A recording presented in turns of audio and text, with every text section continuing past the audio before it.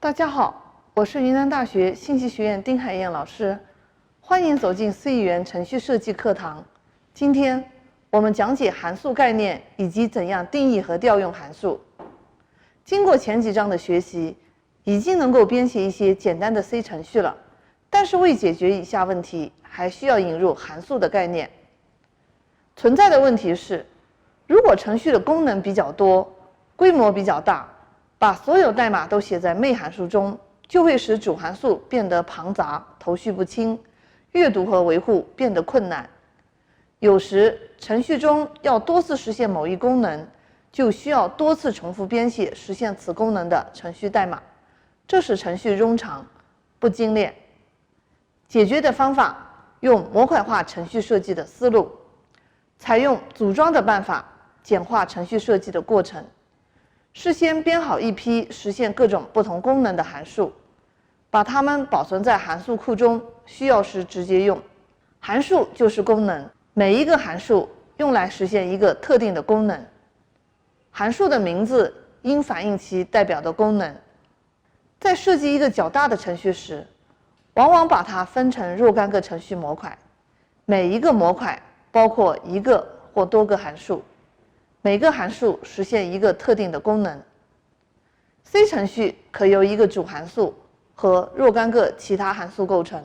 主函数调用其他函数，其他函数也可以互相调用。同一个函数可以被一个或多个函数调用任意多次。一个程序中函数调用的示意图如图所示。寐函数调用函数 a、b、c。A 函数调用函数 d、e。B 函数调用函数 f、g、h。F 函数又调用函数 e。C 函数调用函数 j、i。J 函数又调用函数 g。除了可以使用库函数，还可以使用自己编写的函数。在程序设计中，要善于利用函数，可以减少重复编写程序段的工作量，同时可以方便地实现模块化的程序设计。下面来看例 7.1， 输出以下的结果，用函数调用实现。一行星 How do you do？ 一行星号。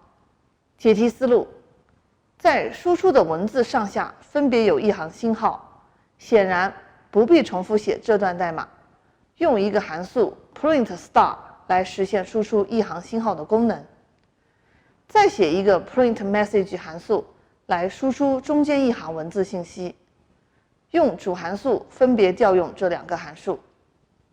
程序如下 void print star printf 一行星号输出16个星 void print message printf how do you do 输出一行文字。void print star 和 void print message 都是函数的声明。print star 和 print message 表示调用函数。以下是两个函数定义 print star 和 print message。函数输出结果如图所示，说明如下：一个 C 程序由一个或多个程序模块组成，每一个程序模块作为一个原程序文件。对较大的程序，一般不希望把所有内容全放在一个文件中，而是将它们放在若干个原文件中，由若干个原文件组成一个 C 程序，这样便于分别编写、分别编译，提高调试效率。一个原程序文件可以为多个 C 程序共用。一个原程序文件由一个或多个函数以及其他有关内容，如预处理指令、数据声明与定义等组成。一个原程序文件是一个编译单位，在程序编译时是以原程序文件为单位进行编译的，而不是以函数为单位进行编译。C 程序执行是从寐函数开始的。如果在寐函数中调用其他函数，在调用后流程返回到寐函数，在寐函数中结束整个程序的运行。所有函数都是平行的，即在定义函数时是分别进行的，是互相独立的。一个函数并不从属于另一个函数，即函数不能嵌套定义。函数间可以互相调用，但不能调用寐函数。寐函数是被操作系统调用的。5. 从用户使用的角度看，函数有2种。库函数，它是由系统提供的，用户不必自己定义而直接使用它们。应该说明，不同的 C 语言编译系统提供的库函数的数量和功能会有一些不同。当然，许多基本的函数是共同的。另一种是用户自定义函数，它是以解决用户专门需要的函数。6. 从函数的形式看，函数分2类。1. 无参函数。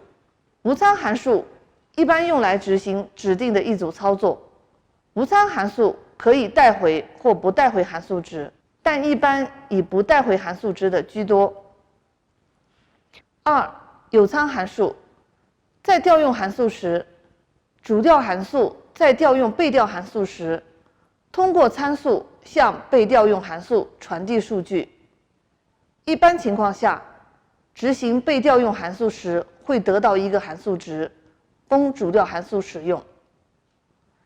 那么，怎样定义一个函数呢？ C 语言要求，在程序中用到的所有函数必须先定义后使用。需要指定函数名字、函数返回值类型、函数实现的功能以及参数的个数与类型，将这些信息通知编译系统。定义函数应包括以下几个内容：指定函数的名字，以便以后按名调用；指定函数类型，即函数返回值的类型；指定函数参数的名字和类型，以便在调用函数时向它们传递数据。无参函数不需要指定这项。指定函数的功能，这是最重要的，这是在函数体中解决的。对于库函数，程序设计者只需用井号 include 指令把有关的头文件包含到本文件模块中即可。程序设计者需要在程序中自己定义想用的，而库函数并没有提供的函数。定义无参函数的一般形式为类型名空格函数名圆括号花括号函数体，或者类型名空格函数名 void 花括号函数体。函数体包括声明部分和语句部分。void 表示空，即函数没有参数。在定义函数时，要用类型标识符及类型名指定函数值的类型，即指定函数带回来的值的类型。2. 定义有参函数。定义有参函数的一般形式为类型名函数名括号形式参数表列花括号函数体。例如 factorial 函数的功能是计算 k 的阶乘。3. 定义空函数。定义空函数的一般形式为类型名函数名圆括号花括号。先用空函数占一个位置，以便逐步扩充。好处是程序结构清楚，可读性好，以后扩充新功能方便，对程序结构影响不大。定义函数的目的是为了调用函数。下面介绍如何调用函数。函数调用的一般形式为函数名括号实参表列。如果是调用无参函数，则实参表列可以没有，但括号不能省略。如果实参表列包含多个实参，则各参数间用逗号隔开。按函数调用在程序中出现的形式和位置来分，可以有以下3种函数调用方式。1. 函数调用语句。把函数调用单独作为一个语句，如 printf star 分号。这时不要求函数带回值，只要求函数完成一定的操作。2. 函数表达式。函数调用出现在另一个表达式中，如 C 赋值 max a b，这时要求函数带回一个确定的值，以参加表达式的运算。3、函数参数。